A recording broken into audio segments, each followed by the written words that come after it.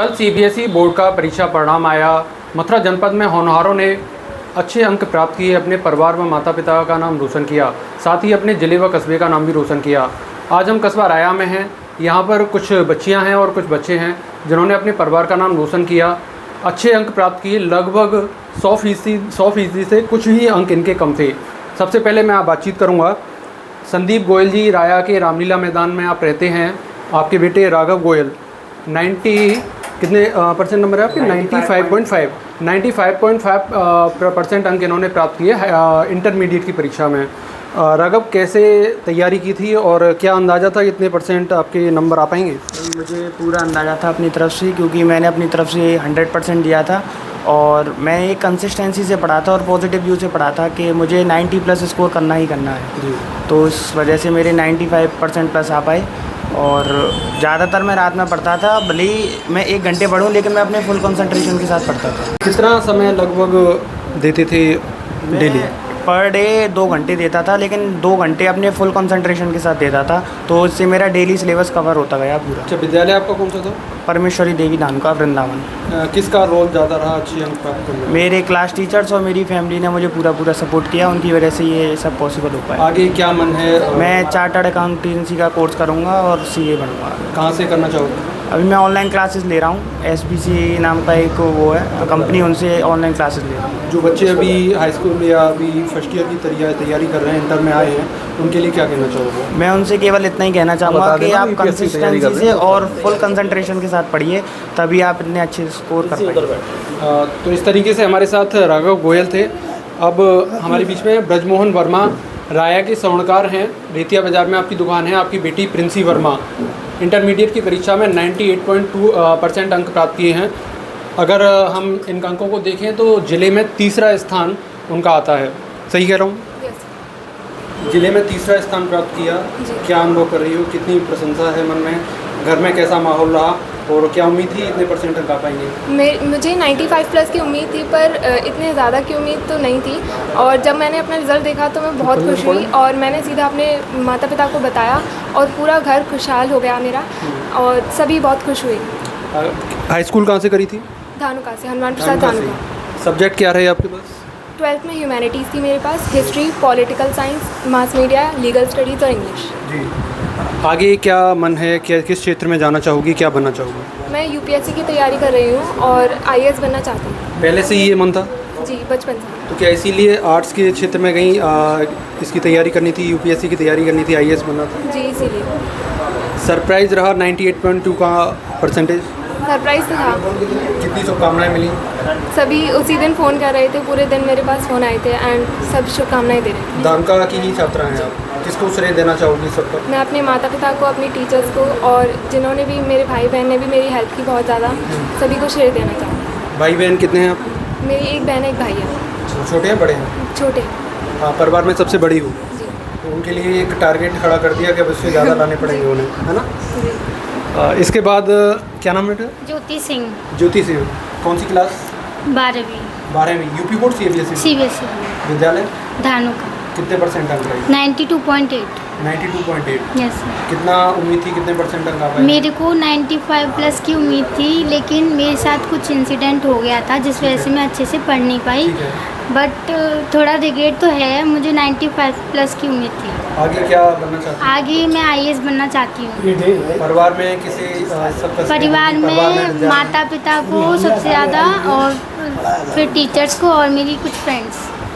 मेरा कहना तो ये इन अंकों से डिग्रेड नहीं होना है, आगे और ज़्यादा मेहनत करनी है। हो सकता है IAS का जो पद है, UPSC का जो पद है वो आपका इंतजार कर रहा हो।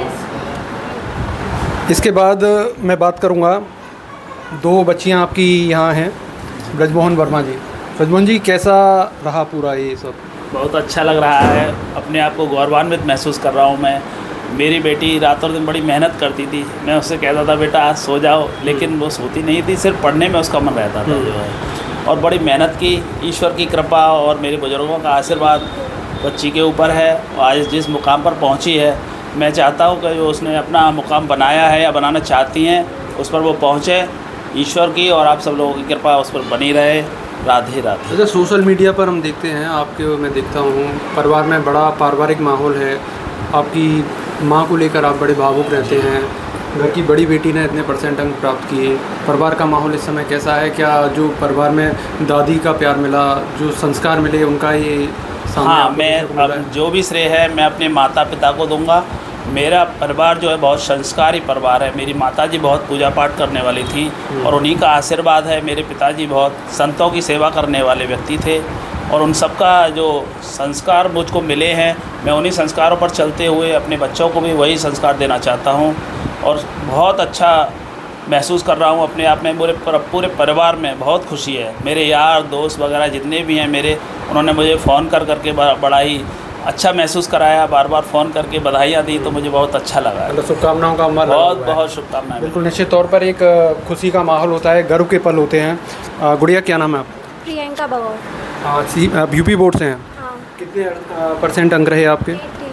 80%। कहाँ से किया था? जारवा कटरा, जी, आगरा से। आगरा से किया था। तो इनकी फ्रेंड्स हो आप? हाँ, मैं इसकी कज़न हूँ। कजन हो। आगे क्या बनने का विचार है? क्या किस क्षेत्र में जाना चाहोगे? अभी तो कुछ सोचा नहीं है वैसे, फिर भी कुछ ऐसा ही। ठीक है। आप ब्रजमोहन वर्मा जी की छोटी बेटी है ना? क्या नाम है? वर्षा वर्मा। वर्षा वर्मा। कितने परसेंट अंक रहे? 91.6। 91.6। विद्यालय? हनुमान प्रसाद धानुका। अच्छा, आप दोनों बहनें एक ही विद्यालय में थी। दीदी ने अच्छे अंक प्राप्त किए। अब आपके सामने बहुत बड़ी चुनौती है इंटर के लिए। कितने परसेंट अंक की उम्मीद? 95+। 98.2 नहीं?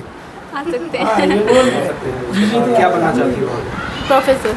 प्रोफेसर बनना चाहती हूँ। तो सबका श्रेय किसे देना चाहोगे? अपने माता पिता को और अपने टीचर्स को। टीचर्स का कैसा सहयोग रहता है इन सब में? माता पिता को तो सहयोग रहता ही है, विद्यालय में कैसा माहौल रहता है? कैसे रहती हैं ये सारी चीज़ें? क्या अनुभव है? टीचर्स वगैरह हमें पढ़ाती हैं और बहुत अच्छे से समझाती हैं और हमें मोटिवेट भी करती हैं कैसे हमें मार्क्स लाने हैं अच्छे, इस सब से। तो यहाँ एक बड़ी चीज़ देखने को मिली। मथुरा जिले का एक ऐसा विद्यालय है जिसके कई बच्चे हमें यहाँ देखने को मिले जिनके अच्छे अंक आए। मैंने जब छोटी बेटी से बात की वर्मा जी की, तो उन्होंने बताया कि टीचर्स का भी एक अहम रोल होता है, माता पिता का भी रोल होता है। एक बच्चे का जब उज्ज्वल भविष्य होता है, बच्चा जो अच्छे अंक प्राप्त करता है, उन सब में सबका एक योगदान रहता है। फ्रेंड्स का योगदान रहता है, टीचर्स का योगदान रहता है, माता पिता का योगदान रहता है और समाज के उन सभी लोगों का योगदान रहता है जो उन्हें कहीं ना कहीं डायरेक्टली या इनडायरेक्टली इन सब चीज़ों के लिए प्रोत्साहित करते हैं, उन्हें आगे बढ़ने के लिए प्रोत्साहित करते हैं। निश्चित तौर पर आया मैं पिछले कुछ दिनों पहले ही यूपीएससी में कई युवा सामने आए। अभिनव द्विवेदी जी से हमने बातचीत आपके हमारे चैनल पर आपने देखी होंगी।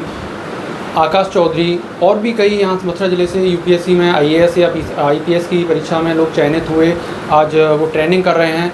उनके भी जो उन्होंने अपना टारगेट अचीव किया, उन सब का इन पर एक प्रभाव देखने को मिला है। निश्चित तौर पर इन्होंने जो आज अंक प्राप्त किए हैं वो आने वाले जो जूनियर इनके हैं उनके सामने एक प्रोत्साहन के तौर पर वो इन्हें देखेंगे, इनके जैसा बनना चाहेंगे और आगे जैसा सुनने को मिला कि सभी आईएएस या आईपीएस बनना चाहते हैं।